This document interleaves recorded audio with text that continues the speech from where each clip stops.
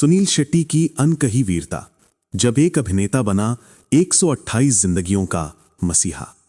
11 अगस्त 1961 को कर्नाटक के मैंगलोर में जन्मे सुनील शेट्टी को आज दुनिया एक्शन स्टार के तौर पर जानती है। 90 के दशक में उनकी कद काठी, दमदार आवाज और निडर अंदाज ने उन्हें बॉलीवुड का माचो मैन बना दिया। बलवान, जो कि 1992 में आई थी, से अपने करियर की शुरुआत करने वाले सुनील शेट्टी ने 100 से भी ज्यादा फिल्मों में काम किया। मोहरा, धड़कन, हेरा फेरी, बॉर्डर और मैं हूं ना जैसी फिल्मों ने उन्हें दर्शकों के दिल में एक खास जगह दिलाई। लेकिन उनकी जिंदगी का एक ऐसा अध्याय है जिसे शायद बहुत कम लोग जानते हैं। ये कहानी किसी फिल्मी सीन से भी ज्यादा रोमांचक और इमोशनल है। ये कहानी है इंसानियत, हिम्मत और बलिदान की। ये कहानी है 1996 की, जब सुनील शेट्टी ने अकेले नहीं बल्कि समाजसेवियों के साथ मिलकर 128 नेपाली लड़कियों को मुंबई के अंधेरे की दुनिया से बचाया था। कमाठीपुरा, एशिया का सबसे बड़ा रेड लाइट एरिया, जहां न जाने कितनी मासूम बच्चियों को तस्करी करके लाया जाता था। इनमें से ज्यादातर नेपाल से लाई जाती थीं। उन्हें बेचा जाता, पिंजरों में कैद किया जाता और जिंदगी को नर्क में धकेल दिया जाता था।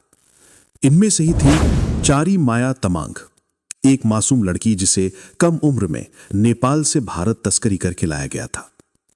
यहां उसने वो सब झेला जिसकी कल्पना भर से रूह कांप जाती है। सालों तक वो इस नर्क में फंसी रही। 5 फरवरी 1996 की सुबह कमाठीपुरा की गलियों में हलचल मच गई। पूरे इलाके को मुंबई पुलिस और समाजसेवियों ने घेर लिया था। ये एक रेस्क्यू ऑपरेशन था। उस दिन 128 लड़कियों को इस अंधेरे से बाहर निकाला गया। वो पल उनके लिए किसी चमत्कार से कम नहीं था, लेकिन असली परीक्षा तो अब शुरू हुई थी। जब इन लड़कियों को नेपाल वापस भेजने की कोशिश की गई तो इनकी ही सरकार ने उन्हें अपनाने से इनकार कर दिया। वजह, उनके पास जन्म प्रमाण पत्र या नागरिकता कार्ड नहीं थे। सरकार ने हाथ खड़े कर दिए। सोचिए, वो लड़कियां जो नर्क से किसी तरह निकली थीं, अब बेघर और बेसहारा खड़ी थीं। उनका कोई अपना नहीं था। वो निराशा, वो बेबसी शब्दों में बयान नहीं की जा सकती। इस मोड़ पर सामने आए एक फिल्म स्टार सुनील शेट्टी, वो स्टार जो पर्दे पर विलन से लड़ता था, लेकिन असल जिंदगी में 128 मासूम लड़कियों का मसीहा बन गया। इन लड़कियों की सुरक्षित वापसी की पूरी जिम्मेदारी उन्होंने खुद उठाई। उन्होंने काठमांडू के लिए सभी 128 टिकट अपने पैसे से खरीदे। लेकिन यहां सिर्फ पैसे की बात नहीं थी। असली मायने रखता था वो साहस, वो इंसानियत जो सुनील शेट्टी ने दिखाई।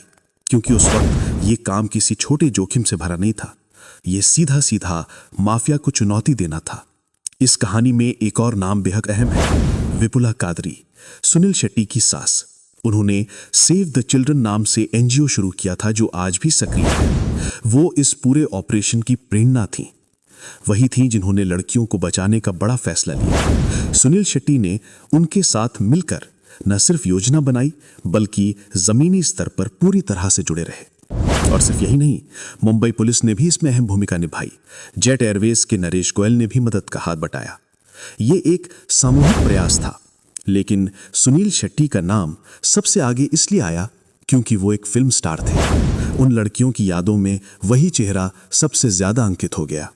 इतनी बड़ी घटना, इतना बड़ा बलिदान, फिर भी ये कहानी 24 साल तक दुनिया से छुपी रही। क्यों? इस सवाल का जवाब खुद सुनील शेट्टी ने दिया। उन्होंने कहा, हम खुद को महिमा मंडित नहीं करना चाहते थे। ये उन लड़कियों की जिंदगी का सवाल था। अगर ये कहानी बाहर आती तो उनकी सुरक्षा खतरे में पड़ जाती।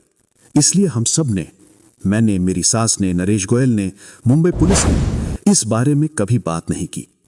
सोचिए, एक फिल्म स्टार जिसके लिए मीडिया की सुर्खियां पाना कोई बड़ी बात नहीं थी, उसने अपने सबसे बड़े और असली हीरोइज्म को गुप्त रखा, सिर्फ इसलिए कि पीड़ित लड़कियों की जिंदगी सुरक्षित रहे।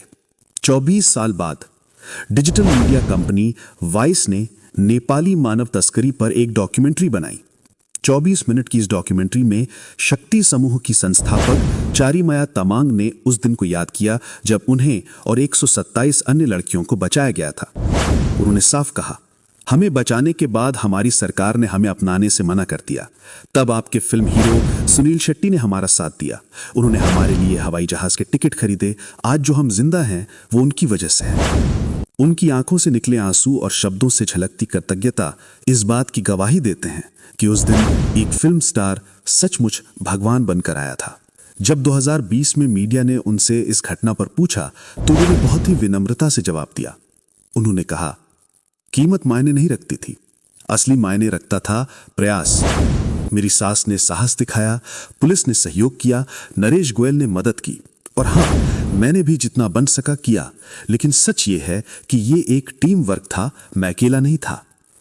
उनके इन शब्दों में कहीं भी दिखावे की झलक नहीं थी, सिर्फ सच्ची इंसानियत और गहरी विनम्रता थी।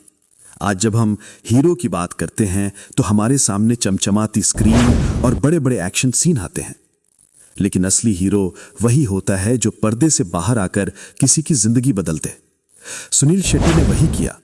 उन्होंने न सिर्फ 128 लड़कियों को जीवन वापस दिया, बल्कि यह भी साबित किया कि इंसानियत अगर जिंदा है तो दुनिया में कोई अंधेरा स्थायी नहीं हो सकता।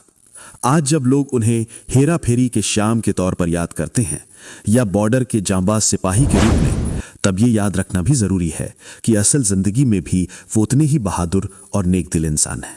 उन्होंने कभी अपनी इस उपलब्धि को अपने करियर का हिस्सा नहीं बनाया, कभी किसी अवार्ड शो में इसका जिक्र नहीं किया, कभी मीडिया की सुर्खियों के पीछे नहीं भागे, क्योंकि उनके लिए ये एक समाचार नहीं था, ये उनका फर्ज था। ये कहानी सिर्फ सुनील शेट्टी की नहीं है, ये कहानी है इंसानियत की ताकत की। ये कहानी है उस साहस की जो सबसे अंधेरे कोनों में भी रोशनी पहुंचा सकता है। 1996 की वो तारीख 5 फरवरी सिर्फ 128 लड़कियों के लिए नहीं, बल्कि पूरे समाज के लिए एक सबक है कि अगर इंसान ठान ले तो वो हर नर्क को तोड़ सकता है। और जब हम 90 के दशक के बॉलीवुड हीरोज की बात करते हैं तो हमें ये याद रखना चाहिए कि पर्दे पर दिखने वाले डायलॉग्स से कहीं बड़ा काम सुनील शेट्टी ने असल जिंदगी में किया था। वो सिर्फ एक्शन स्टार नहीं, बल्कि 128 जिंदगियों का मसीहा है।